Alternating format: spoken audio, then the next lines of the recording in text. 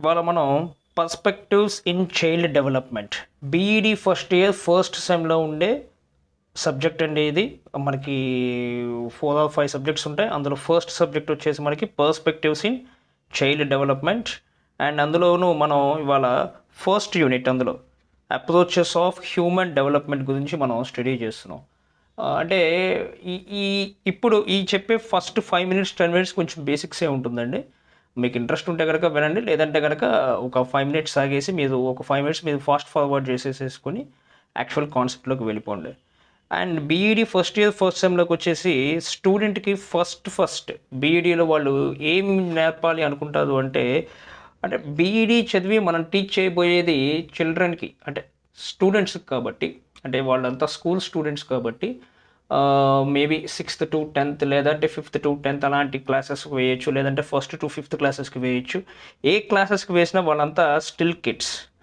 ఆ కిడ్స్ని మనం ఎలా హ్యాండిల్ చేయాలి? కిడ్స్ని హ్యాండిల్ చేయాలి అంటే మనం కిడ్స్ గురించి బాగా తెలుసుకోవాలి, చైల్డ్ గురించి, చైల్డ్ డెవలప్మెంట్ గురించి మనం బాగా తెలుసుకోవాలి. అందుకనే ఈ పర్టికులర్ సబ్జెక్ట్ని పెట్టారు. ఓకే, ఈ సబ్జెక్ట్ నేర్చుకోవడం మూలంగా మనకి ఏంటంటే అసలు చైల్డ్ బిహేవియర్ ఎలా ఉంటుంది, చైల్డ్ మెచ్యూరిటీ ఎలా ఉంటుంది, వాడి డెవలప్మెంట్ ఎలా ఉంటుంది, ఆ డెవలప్మెంట్ని బట్టి మనం మన టీచింగ్ ఆస్పెక్ట్స్ని చేంజ్ చేసుకోవడం కోసం, అలాగే మన టీచింగ్ మెథడాలజీస్ని మార్చుకోవడం, లేదంటే మన టీచింగ్ ఇన్డెప్త్ లేదా ఇంటెన్సిటీని తగ్గించుకోవడం, పెంచుకోవడం, ఇవన్నీ మనం అండర్స్టాండ్ చేసుకోవాలి. అంటే టీచర్గా ఉండి బీఈడీలో మనం జస్ట్ టీచింగ్ ఒకటే కాదు, బిహేవియరల్ చేంజెస్, చైల్డ్లో బిహేవియరల్ చేంజెస్ని అబ్జర్వ్ చేసి వాళ్ళ బిహేవియరల్ చేంజెస్ని పర్ఫెక్ట్ మేనర్లో పెట్టడం కూడా మనకుండే ఫస్ట్ టాస్క్. సో అందుకే మనకి ఈ సబ్జెక్ట్ పెట్టారు. This is the scope of the subject, this is the need of the subject. So ఇందులో చూడండి, ఫస్ట్ ఇప్పుడు మనం చూస్తే concept of growth, development and maturation.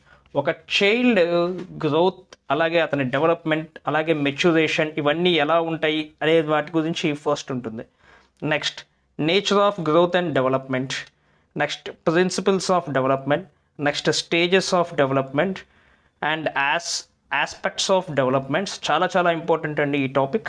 And next understanding of development. ఈ యూనిట్ చాలా చాలా చిన్నదండి. ఇది యూనిట్ చాలా చిన్నదైనా సరే మనం ఒక లాంగ్ ఆన్సర్ క్వశ్చన్ని, ఒక షార్ట్ ఆన్సర్ క్వశ్చన్ని ఈజీగా మనం చాలా ఎక్స్పెక్ట్ చేసుకోవచ్చు.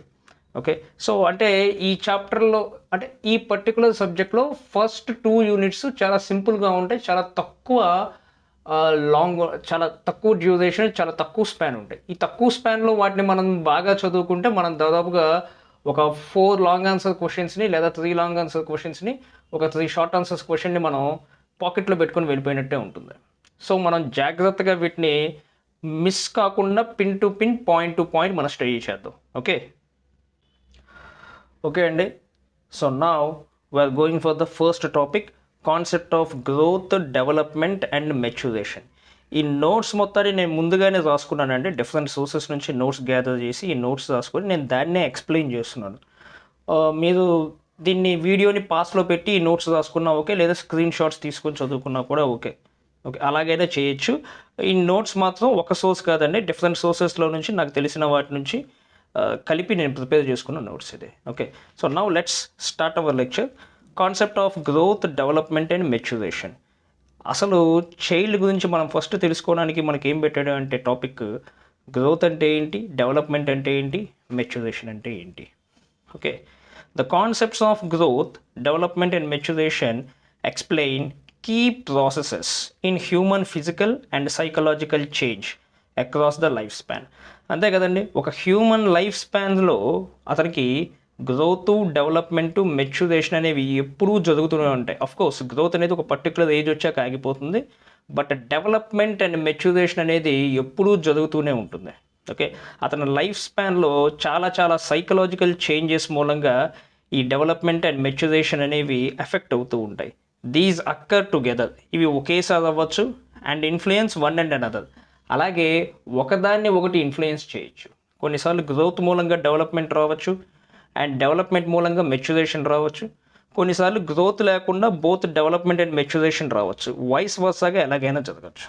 ఇప్పుడు ఫస్ట్ మనం గ్రోత్ అంటే ఏంటో చూద్దాం. గ్రోత్ అంటే ఏంటి? It refers to measurable and observable physical changes. ఈ పాయింట్ చాలా చాలా ఇంపార్టెంట్ అండి, అండర్లైన్ చేస్తున్నాను చూడండి. It refers to measurable and observable physical changes such as increase in height, weight and size of the organs. Okay, growth అంటే ఏంటండి? మనం measure చేయగలిగింది, అలాగే అబ్జర్వ్ చేయదగ్గ ఫిజికల్ చేంజెస్, అంతే కదా. ఇప్పుడు సపోజ్ ఓ పిల్లోడు హైట్ పెరిగాడు, మనం అబ్జర్వ్ చేయొచ్చు, అది మెజర్ కూడా చేయొచ్చు. అలాగే వెయిట్ పెరిగాడు, అలాగే సైజ్ ఆఫ్ ఆర్గాన్స్ పెరుగుతాయి, చేతులు పెరుగుతాయి, కాళ్ళు పెరుగుతాయి, కొంతమంది హెడ్ ఇంక్రీజ్ అవుతూ ఉంటుంది. ఓకే, ఇలా అలాగే వాళ్ళలో ఉన్న ఫిజికల్ డెవలప్మెంట్స్ని మనం క్లియర్ కట్గా అబ్జర్వ్ చేయొచ్చు. సో అందుకనే గ్రోత్ అనేది అబ్జర్వబుల్ అండ్ మెజరబుల్. ఈ పాయింట్ని డెఫినెట్గా మనం మెన్షన్ చేయాలి రాసేటప్పుడు. ఇలాంటి కీ పాయింట్స్ని మనం మెన్షన్ చేస్తేనే మనకి మంచి మార్క్స్ పడతాయి. Okay, it is associated with bodies structural change, అంతే కదండి. గ్రోత్ అనేది దేనికి అసోసియేటెడ్లో ఉంటుంది? బాడీకి ఉండే స్ట్రక్చరల్ చేంజ్. ఓకే, అలాగే అంటే ఇప్పుడు నేను కూడా 6th క్లాస్లో చూసిన స్టూడెంట్ 9th క్లాస్కి వచ్చేసరికి వాడి స్ట్రక్చరల్ చేంజెస్ చాలా చేంజ్ అయిపోయాయి. అంటే వాడు చూస్తూ ఉండగానే ఎదుగుతూ ఉంటాడు. అది అబ్జర్వబుల్, అలాగే మెజరబుల్. ఓకే, సో వాడి బాడీలో ఉండే స్ట్రక్చరల్ చేంజెస్కి గ్రోత్ అనేది అసోసియేట్ అయి ఉంటుంది. Which implies growth of heart. అంటే ఎలా అవుతుంది అంటే growth of heart, nerves, muscles and body in general. Of course body పెరిగిందంటే ఏంటండి మీనింగ్? వాడి లోపల ఉండే ఆర్గాన్స్ అన్నీ ఇంక్రీజ్ అయినట్టే, అలాగే హార్ట్ గ్రోత్ అయినట్టు, నర్వ్స్, మజిల్స్, అలాగే బాడీ టోటల్ బాడీ గ్రోత్ అనేది జరిగింది. అదే ఇక్కడ చెప్తున్నారు గ్రోత్ అనే కాన్సెప్ట్లో. Next, development includes all changes in function and skills, both physical and behavioural. So development అంటే ఏంటంటే ఆల్ చేంజెస్, అన్ని రకాల చేంజెస్, అది ఫంక్షనింగ్గా అవ్వచ్చు లేదా స్కిల్స్ రూపంలో అవ్వచ్చు. అంతే, ఎందుకంటే ఇప్పుడు మనం చిన్న పిల్లల్ని చూసుకున్నాం అనుకోండి, అతన్ని బ్యాట్ పట్టుకొని ఊపరా బాబు అంటే అతను బ్యాట్ పట్టుకొని దాన్ని స్వింగ్ చేయలేడు. బట్ కొంత మజిల్ గెయిన్ అయ్యాక, కొంత మజిల్ గ్రోత్ వచ్చాక, అలాగే అతను స్కిల్ నేర్చుకున్నాక, మోస్ట్ ఆఫ్ ది టైం టీవీలో క్రికెట్ మ్యాచెస్ని బాగా చూస్తూ ఉండడం మూలంగా మెల్లగా ఏమొస్తుంది, అతనికి ఫంక్షనింగ్ అలవాటైపోతుంది, స్కిల్ అలవాటైపోతుంది. అంతే, ఎందుకంటే వంట చేయడం కూడా ఫస్ట్లో అర్థం కాదు చాలామందికి. ఆ ఫంక్షనింగ్ చేస్తూ ఉండే కొద్దీ మెల్లగా skill అబ్బేస్తుంది.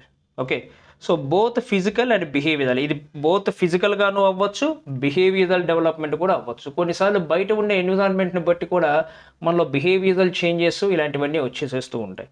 It is a progressive series of changes. That means the changes are direction leading forward rather than backward. So development అంటే ఏంటండి? It's a progressive series of changes. అంటే ఏంటంటే ముందుకు పోటుతూ ఉండే అప్డేట్స్. ఇప్పుడు మన సెల్ ఫోన్స్లో చూసాం, అప్డేటెడ్ వర్షన్స్ వస్తూ ఉంటాయి. అవి అప్డేట్ అవుతూ ఉంటాయి తప్ప డిగ్రేడ్ అవుతూ ఉండవు ఎప్పుడు. అంటే వర్షన్స్ ఇంక్రీజ్ అవుతూ ఉంటాయి, వర్షన్స్లో ఫీచర్స్ అనేవి ఇంక్రీజ్ అవుతూ ఉంటాయి. దాన్నే మనం డెవలప్మెంట్ అంటాం. అలాగే ఇప్పుడు మనం ఏ టెక్నికల్ డెవలప్మెంట్ ఏది చూసుకున్నా కూడా ఇలాగే డెవలప్మెంట్ అవుతూ ఉంటుంది. ప్రోగ్రెసివ్ అంటే ముందుకు వెళ్తూ ఉంటుంది. అదే ఇక్కడ చెప్పాడు, the changes are direction leading forward rather than backward వెళ్లకుండా ఆ చేంజెస్ అనేవి ఏమవుతూ ఉంటాయి, ముందుకు ఫార్వర్డ్ అవుతాడు. అంటే ఇంకా ఎక్కువ నేర్చుకుంటూ ఉంటాడు పిల్లాడు. Next, these changes includes changes in proportions, disappearance of old features and acquisition of new features at physical, intellectual and emotional. అంతే కదండి. ఈ చేంజెస్ అనే వాటిలో ఏముంటాయి?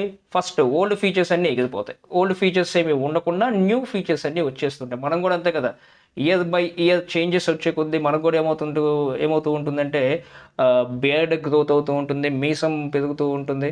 అంటే ఆ విధంగా ఓల్డ్ ఫీచర్స్ అనేవి ఎరేజ్ అవుతూ ఉంటాయి. అలాగే కొంచెం ఏజ్ వచ్చేసరికి మనం మీసం, గడ్డం అంతా జుట్టు అంతా తెల్లబడిపోతూ ఉంటుంది. లైక్ దట్ ఓల్డ్ ఫీచర్స్ అన్ని ఎరేజ్ అయిపోయి న్యూ ఫీచర్స్ డెవలప్ అవుతూ ఉంటాయి. ఓకే, అదే ఇక్కడ రాశాడు, disappearances of old features and acquisition of new features at physical, అంటే నేను చెప్పింది ఫిజికల్గానే, ఇంకా రకరకాలుగా ఇంటలెక్చువల్ అండ్ ఎమోషనల్. ఇంటలెక్చువల్గా కానివ్వచ్చు, ఎమోషనల్గా కానివ్వచ్చు, రకరకాల డెవలప్మెంట్స్ అది జరిగే ఛాన్స్ అయితే ఉంటుంది. Okay, so next, development may occur even without significant physical growth లేకపోయినా కూడా డెవలప్మెంట్ రావచ్చు. ఫిజికల్ గ్రోత్తో సంబంధం లేకుండా డెవలప్మెంట్ అనేది జరగచ్చు. Such as acquiring new mental abilities.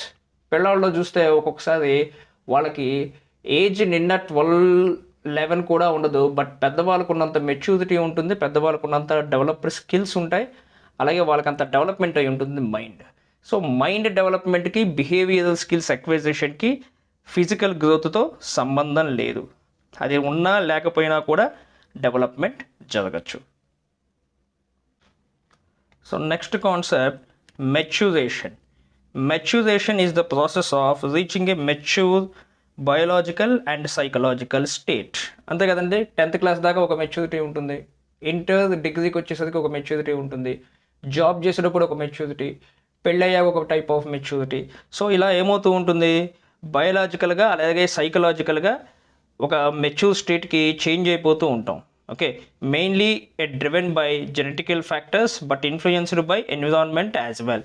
ఇది జెనెటికల్గాను జరగచ్చు, అలాగే బయట ఉండే ఎన్విరాన్మెంటల్ సిచ్యువేషన్స్ మూలంగా కూడా అవ్వచ్చు.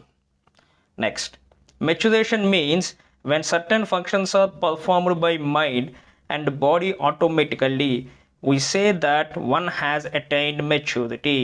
Okay, మెచ్యూరిటీ అంటే ఏంటంటే వెన్ సర్టెన్ ఫంక్షన్స్, కొన్ని రకాల functions performed by mind and body automatically. కొన్ని రకాల ఫంక్షన్స్ మనకి ఏమవుతాయండి, ఆటోమేటికల్గా మైండ్తో బాడీతో ఫంక్షనింగ్ అయిపోతూ ఉంటాయి. సపోజ్ మన చిన్నప్పుడు సైకిల్ తొక్కుతాం, పెద్దగా కూడా తొక్కుతాం, ఒక 10 ఏళ్ల తర్వాత సైకిల్ తీసుకున్నా కూడా మళ్ళీ తొక్కుతూనే ఉంటాం, తొక్కగలుగుతాం. అలాగే డ్రైవింగ్ స్కిల్స్ కొంచెం గ్యాప్ వచ్చినా కూడా మళ్ళీ ఈజీగా వాటిని చేసేయగలుగుతాం. లేదు, ఒకసారి అలవాటు అయిపోయాక మనం దాని గురించి పెద్దగా ఆలోచన లేకుండానే ఈజీగా డ్రైవ్ చేయగలుగుతూ ఉంటాం. ఇవన్నీ ఏంటి, మెచ్యూరిటీ మూలంగా అటైన్ అయ్యేవి. ఓకే, సో అందుకే ఇక్కడ చెప్పాడు functions are performed by mind and body automatically. దాన్ని మనం ఏమంటాం అండి, మెచ్యూరేషన్ అంటాం. Okay, so maturation also means functioning of inside. ఇక్కడ 2 times పెట్టాడండి. 2 times పెట్టాడంటే మీనింగ్ ఏంటి అంటే, ఇన్సైడ్ అనేది 2 times పెట్టాడు. అంటే మీనింగ్ ఏంటంటే it means doing right thing at right time. Doing right thing at right time. ఏ టైంలో ఏం పనులు చేయాలి, ఏ పనులు చేయకూడదు అనేటువంటి సైకలాజికల్ డెవలప్మెంట్ని ఇచ్చేదే మనకి maturity. Maturation happens in a predetermined sequence and pace. Okay, ఒక ప్రీ డిటర్మైన్డ్ సీక్వెన్స్లో అలాగే ఒక పేస్తో మెచ్యూరేషన్ వెళ్తూ ఉంటుంది. అంటే ఏం లేదండి, మెచ్యూరేషన్ కూడా డెవలప్మెంట్ టైపే, ముందుకు వెళ్తూ ఉంటుంది తప్ప వెనక్కి రాదు. వెనక్కి వస్తే దాన్ని మెచ్యూరేషన్ అను. ఓకే, అలాగే అది ఒక డిఫరెంట్ పేస్లో వెళ్తుంది, ఒక పర్టికులర్ పేస్లో ముందుకు వెళ్తూ ఉంటుంది. ఓకే, ఈ basic concept of growth, development, maturation ఇవన్నీ ఎందుకు ఇచ్చాడు అంటే, ఫస్ట్ చైల్డ్ యొక్క గ్రోత్ గురించి మనకి ఐడియా ఉండాలి, అందుకని చెప్పేసి మనకి కాన్సెప్ట్స్ ఇచ్చారు. And the first concept, the concept of growth, development, maturation అనేది షార్ట్ ఆన్సర్ క్వశ్చన్గానే మనల్ని అడుగుతాడు. మనం మ్యాక్సిమం చేయగలిగింది ఏంటంటే ఎగ్జామ్లో వాడు అడిగిన దానికి మనం ఎక్కువ ఇన్ఫర్మేషన్ ఇవ్వడానికి ప్రయత్నం చేయాలి. ఓకే, సో అందుకే నేను ఇంత నోట్స్ రాశాను. డిఫరెంట్ సోర్సెస్ నుంచి డిఫరెంట్ కాన్సెప్ట్స్ని స్టడీ చేసుకొని నేను ఈ నోట్స్ రాసుకున్నాను. ఓకే, సో మీరు కావాలంటే దీన్ని పాస్ చేసుకొని ఈ నోట్స్ని రాసుకోవచ్చు.